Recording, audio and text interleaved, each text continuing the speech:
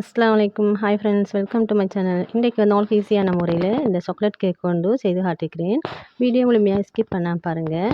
உங்களுக்கு செய்ய முடியாது எதுவும் இல்லை, ட்ரை பண்ணினா எங்களுக்கு எல்லாம் முடியும். நீங்கள் ட்ரை பண்ணி பாருங்கள். இந்த சாக்லேட் கேக் செய்கிறதுக்கு உங்களுக்கு குறைந்த செலவில் உங்களுக்கு வீட்டிலே இந்த அவன் இல்லாமக்கி எலக்ட்ரிக் பீட்டர் அப்படி ஒன்றும் இல்லாமல் உங்களுக்கு செஞ்சு எடுத்துக்கலாம். வீடியோ முழுமையாக ஸ்கிப் பண்ணாமல் பாருங்கள். வீடியோ பொறுத்து முதல்ல மறக்காமல் சப்ஸ்கிரைப் பண்ணிக்கோங்க. அப்போ தான் இதில் வர வீடியோ உங்களுக்கு நோட்டிஃபிகேஷனாக வந்து சேரும். இந்த சாக்லேட் கேக் வந்து உங்களுக்கு வீட்லேயும் அவசரமாக செஞ்சுக்கலும், உங்களுக்கு கடையில் வாங்கிறத விட குறைஞ்ச செலவில் வீட்டில் செய்து எடுத்துக்கலும். முதல்ல எப்படி செய்யுதுன்னு பார்ப்போம். முதல்ல கேக் செய்யறதுக்கு அதுக்கு தேவையான இன்க்ரீடியன்ஸ் எல்லாம் எடுத்து வச்சிடணும். இந்த கேக்கு சேர்ந்து அந்த கப் மெஷரிங் கப் எடுத்து கேக் ட்ரே அதோட இந்த எல்லா சாமானும் கிட்ட எடுத்து வச்சுட்டு உங்களுக்கு அவசரமாக எல்லாம் செஞ்சு எடுத்துக்கலாம். ஒன்றும் மறந்துடாமைக்கு உங்களுக்கு இந்த என்னென்ன சாமான் தேவைன்ட்டு உங்களுக்கு டக்குன்னு செஞ்சு எடுத்துக்கலாம். இன்றைக்கி வந்து இந்த பட்டர் ஒன்றும் போடாமைக்கு இந்த ஆயிலில் தான் செய்ய போகிறேன். இந்த வாசனையும் இல்லாத ஆயில் எடுத்துக்கோங்க. நீங்கள் அதோட கோதுமை மாவு எடுத்துக்கணும். வாங்க இப்படி செய்யுதுன்னு பார்ப்போம். வீடியோக்கு போவோம். முதல்ல வந்து இந்த கேக் ட்ரேயை வந்து நாங்கள் ரெடி பண்ணி எடுத்துக்கணும். அதுக்கான ஆயில் பேப்பர் கட் பண்ணி எடுத்துக்கணும். நான் ட்ரேயை வச்சு அப்படி ரவுண்ட் ஷேப்பில் அப்படி கட் பண்ணி எடுத்துனேன். கத்திரியால் அப்படி ரவுண்ட் மார்க் போட்ட பிறகு நீங்கள் கட் பண்ணி எடுத்துக்கலாம். திரும்ப ஷேப்புக்கு வாரத்துக்கு அதை எப்படி மடித்து இந்த ட்ரே மறுபக்கம் வச்சு நீங்கள் அப்படியே வெட்டி எடுத்துக்கலாம். இது வந்து இந்த கேக் ட்ரேயில் வந்து இந்த உள்பகுதிக்கு வச்சதுக்கு, அடுத்தது வந்து இந்த ஓரங்களுக்கு வச்சதுக்கு நீட்டமாக நீங்கள் ஒரு பட்டி மாதிரி டேப் மாதிரி வெட்டி எடுத்துக்கலாம். இன்னும் இப்படி வச்சு ஓரத்தை நீங்கள் இப்படி கட் பண்ணிக்கோங்க. அப்போ தான் அந்த ஷேப்பில் வந்து அந்த ட்ரே உள்ளுக்கு அப்படியே இருக்கும். இந்த யூடியூப் வீடியோவில் காட்டுவாங்க, ஒவ்வொருத்தர் ஒவ்வொரு ட்ரே அந்த ட்ரேக்கு அந்த தாள் வெட்டு ஒவ்வொரு டிசைனில் வெட்டி எடுப்பாங்க ஒரு முறையில்.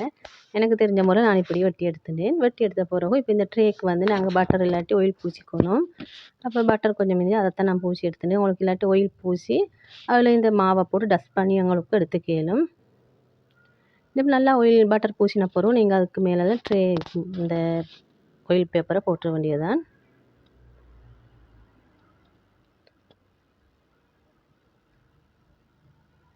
உங்களுக்கு இந்த கேக் ட்ரேலண்டா உங்களோட வீட்டில் உள்ள எந்த கிண்ணம்டாலும் எடுத்துக்கலாம். இன்னும் எப்படி நீங்கள் பேப்பர் போட்டுக்கோங்க, ஆயில் பேப்பர் இல்லாண்டி டஸ்ட் பண்ணி எடுத்துக்கோங்க.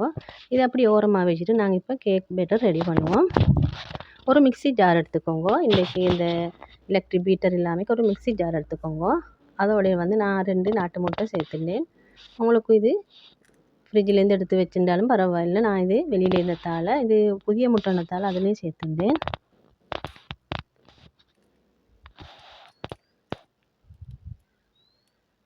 முட்டை இப்படி சேர்த்த போகிற இதோடைய வந்து நான் சீனியும் சேர்த்துக்கணும்.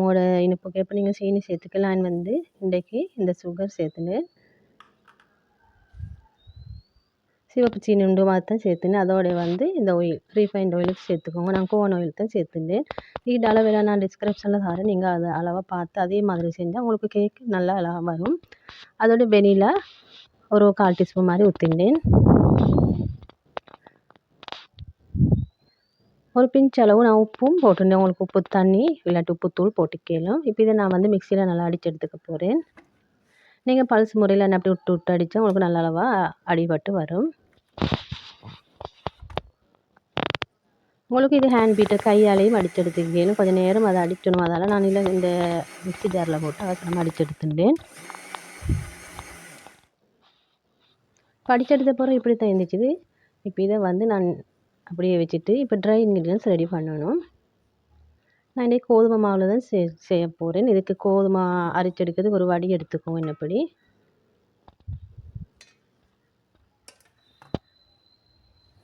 மாவை போட்டு அதோட கொக்கோ பவுடர் அதையும் போட்டுட்டேன். போட்ட பிறகு இதோட பேக்கிங் பவுடர் பேக்கிங் சோடா இதையும் சேர்த்துக்கணும். இது அளவெல்லாம் நான் தாரேன், நீங்கள் பார்த்துக்கோங்க. அந்த அளவில் நீங்கள் செஞ்சு எடுத்துக்கலாம்.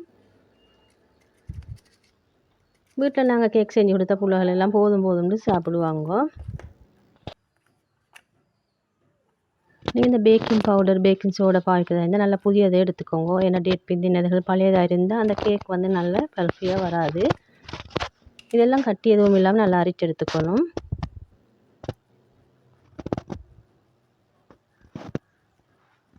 இப்படி அரைச்ச போகிறோம். இதை வந்து ஒரு விஸ்கால் நீங்கள் நல்லா கலந்து விட்டுக்கோங்க.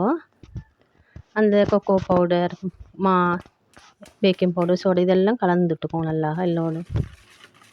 இப்படி ஒன்றோட ஒன்றா கலந்துட்ட பிறகு இப்போ நாங்கள் அடித்து வச்சிருந்த மிக்சியில் அடித்து வச்சிருந்த அந்த முட்டை கலவைண்டும் அதை இதோட சேர்த்துக்கணும். நீங்கள் ஒரு முறை இந்த கேக் செஞ்சு பாருங்கள், உங்களுக்கு திரும்ப திரும்ப கேக் செய்ய தோண்டும். வெங்காயரி போகிறண்டாலும் அப்படிகளையும் உங்களுக்கு செஞ்சு எடுத்து கேளும். நாங்கள் எவ்வளோதான் கடையில் வாங்குறத விட வீட்டில் செஞ்சால் வயிறு நிறைய சாப்பிடலும் உங்களுக்கும். இப்படி செஞ்சு பாருங்கள் இன்ஷா அல்லாஹ். இப்போ நான் மிக்ஸி ஜாருக்கு இன்னும் கொஞ்சம் தண்ணி ஊற்றி கலந்து விட்டுக்க போகிறேன். ஏண்டா இதெல்லாம் கட்டி கட்டி மாதிரி கலந்து விட்டுக்கணும் தண்ணி ஊற்றி.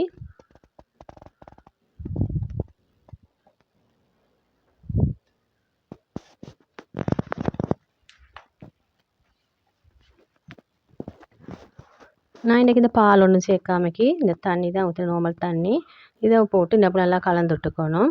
அந்த கேக் பெட்டர் பதத்துக்கு வரும் வரைக்கும் நீங்கள் இதை மாவை ரெடி பண்ணி எடுத்துக்கோங்க.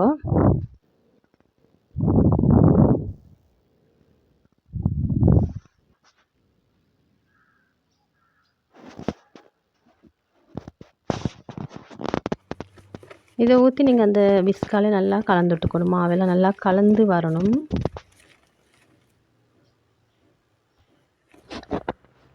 எல்லாம் கலந்துட்ட பிறகு கேக் பேட்டர் இப்படி தான் இருந்துச்சு. இப்போ தான் நாங்கள் ட்ரேக்கு நாங்கள் மாற்றிக்கணும்.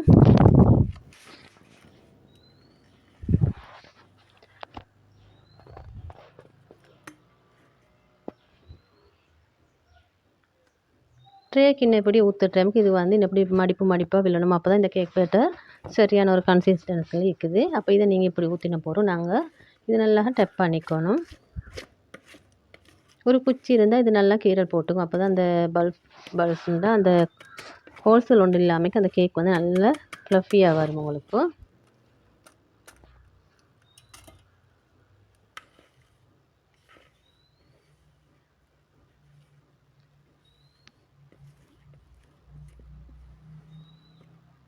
நாங்கள் கேக் அவன் 185 டிகிரியில் 10 நிமிஷம் நீங்கள் ஹீட் பண்ணி வச்சுக்கோங்க. இப்படி எல்லாம் தட்டி விட்ட போகிறேன். நான் எங்களோட விறகு அடுப்பில் தான் செய்ய போகிறேன். இந்த கேக் அவன் அதுதான். அது நான் சூடாக்கி வச்சுட்டேன். இப்போ இன்னப்படி கீழே மணல் போட்டுக்கிறேன். அதில் ஸ்டாண்டில் போட்டு அது நல்லா சூடாகி வந்த பிறகு நான் இப்போ இந்த ட்ரே இதெல்லாம் வச்சுக்க போகிறேன். இன்றைக்கி எனக்கு 20 நிமிஷத்துலேயே இது கேக் பேக் ஆகி வந்துட்டுது. நான் உங்களுக்கு காட்டுறேன் எப்படின்னு.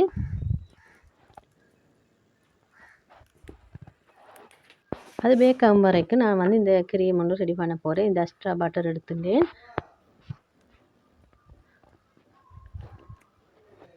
அதோடைய ஐசிங் சுகர், உங்களுக்கு சுகரை பவுடர் பண்ணி எடுத்து கேளும். உங்களுக்கு ஐசிங் சுகர் வீட்டிலே செஞ்சு எடுத்து கேளும். ஐசிங் சுகர்னா சுகர் நீங்கள் பவுடர் பண்ணி எடுத்துங்க மிக்ஸி ஒன்றில் போட்டு, இல்லாட்டி கடையிலையும் வாங்கினாலும் வாங்கிக்கலும். போட்டு எப்படி ஒரு வடியில் இந்த கட்டியும் இல்லாமல் நல்லா அரிச்சு எடுத்துக்கோங்க. ஏன்னா அந்த கட்டிகள் அப்படிகள் இருந்து அந்த ஐசிங் பண்ண சில ஒரு கட்டி அந்த மெல்ட் ஆகிற மாதிரி இல்லாமல் நல்லா கட்டி ஆகிக்கும். அந்த கட்டி துண்டுகள் அப்படிகள் இருக்கப்படாது. அதோட பேக்கிங் பவுடர் நான் அரைச்சி வச்சுருந்ததை 2 டேபிள் ஸ்பூன் மாதிரி இதோட சேர்த்துட்டேன். சேர்த்து நான் இந்த ஹேண்ட் பீட்டரில் தான் கலந்துட்டுக்க போகிறேன். எலக்ட்ரிக் பீட்டர் ஒன்றும் இல்லாமல் நாங்கள் வீட்டில் உள்ள பொருட்களை கொண்டு செய்த அப்போ நான் ஹேண்ட் பீட்டரால் எப்படி கலந்துட்டுருந்தேன். இப்படி கலந்துட்டு வர சொல்லி இந்த கன்சிஸ்டன்சி வரும். அது நீங்கள் இந்த மில்க் இது ஒன்று சேர்க்க வேணாம். வேண்டாம் சேர்த்தா நீங்கள் ஐசிங் பண்ண சில எல்லாம் கரைஞ்சி போகும்.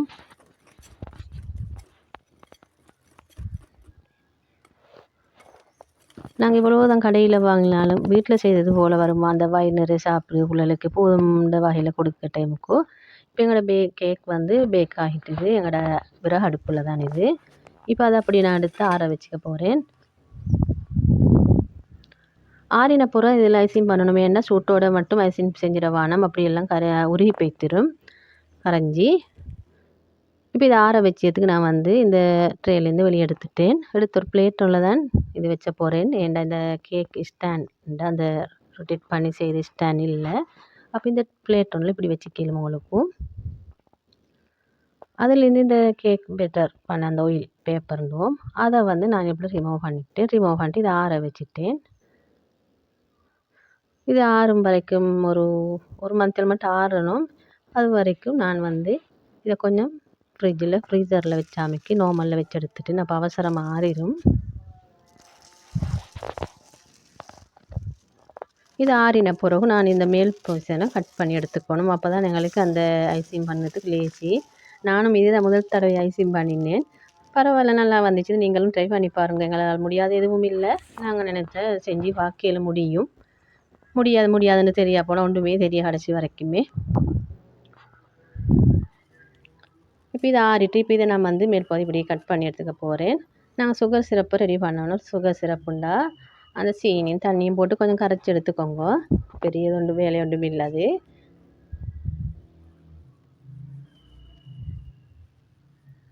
மேல் பகுதியை அப்படி கட் பண்ணி எடுத்த பிறகு அதில் வந்து நான் சுகர் சிரப்பை சேர்த்துக்க போகிறேன். நீங்கள் எங்கள்கிட்ட கேக் செய்யறதுக்கு இந்த அவன் இல்லை, ஹேண்ட் பீட்டர் இல்லை, எலக்ட்ரிக் பீட்டர் இல்லைன்னு அப்படி ஒன்றும் யோசிக்க தேவையில்லை. அவங்களுக்கு வீட்டில் உள்ள பொருட்களை கொண்டே செஞ்சுக்கலாம். அதான் திரும்ப சொல்லுவேன். பிள்ளைகளுக்கு கேக்ஸ் கேட்டால் நீங்கள் இப்படி வீட்டிலே செஞ்சு விடுங்க. உங்களுக்கு குறைஞ்ச பொருட்களை கொண்டு தாராளமாக செய்யணும்.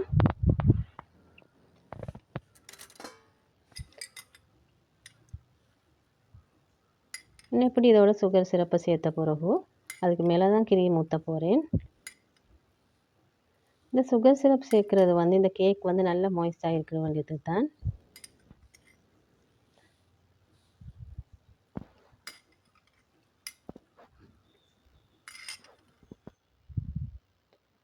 அதோடு இப்போ நாங்கள் செஞ்சு வச்சுருந்து இந்த கிரீம் இதோட சேர்க்க வேண்டியது தான். இப்படி சேர்த்த போகிறோம். இதை கொஞ்சம் நான் ஃப்ரிட்ஜில் வச்சு எடுத்துட்டேன். ஏன்டா அது அந்த உருகி வராமைக்கு இருக்கேன். நாங்கள் இது விப்பிங் கிரீம் அப்படிகளை போட்டு செய்யாதால எங்களுக்கு நாங்கள் ஹேண்ட் பீட்டரால் தானே கையால் தானே செஞ்செடுத்தேன். அதால்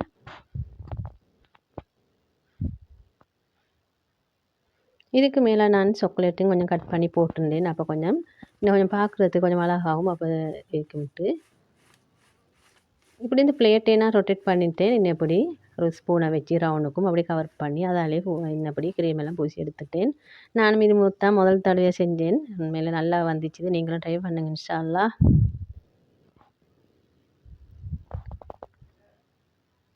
சாக்லேட் துண்டாக்கி இன்னப்படி கொஞ்சம் போட்டுனேன். நான் இப்போ நான் கட் பண்ணி காட்டுறேன் எப்படின்ட்டு. கேக் வந்து நல்லா சாஃப்டாகவும் நல்லா ஸ்பாஞ்சியாகவும் இருந்துச்சு. பாருங்கள் எப்படின்ட்டு நான் காட்டிய டைமுக்கும் உங்களுக்கு இதை பார்க்க சொல்லி நினச்சி செய்ய முடியும்ன்ட்டு முடியும் எல்லாராலையும் செய்ய இயலும்.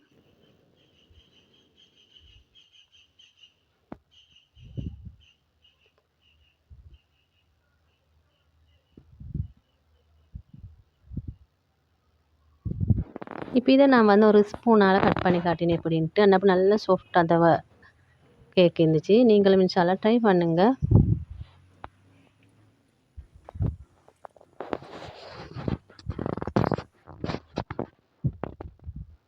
இது உங்களுக்கு டீ பிளேண்டிகளும் ஈவினிங்க்கு செஞ்சு எடுத்துடும். ஒரு 20 நிமிஷத்தில் மட்டும் இதை செஞ்சு எடுத்துடும். இந்த கேக் பேக் பண்ணுறது எனக்கு அந்த விறகு அடுப்பில் செஞ்சதால தெரியும் 20 நிமிஷம் பேத்திச்சுது. இப்போ இதை நான் ஸ்பூன் ஒன்றால் கட் பண்ணி காட்டேன் எப்படின்ட்டு. இன்னும் எப்படி தான் இருந்துச்சுது. எங்கள் வீட்டுக்கு வந்து இந்த மகண்ட கூட்டாளி பொடியன்கள் வந்திருந்தால் அவர்களுக்கு கொடுக்க மட்டும் உண்மையில் இது வீட்டில் செஞ்ச கேக்கா அப்படின்னு அப்படி கேட்குங்க. என்னப்படி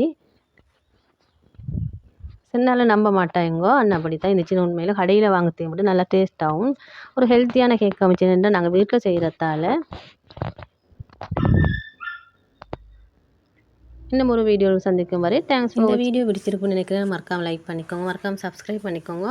இன்னும் ஒரு வீடியோ சந்திக்கும் வரை அஸ்ஸலாமு அலைக்கும் வரஹ்மத்துல்லாஹி வபரகாத்துஹு.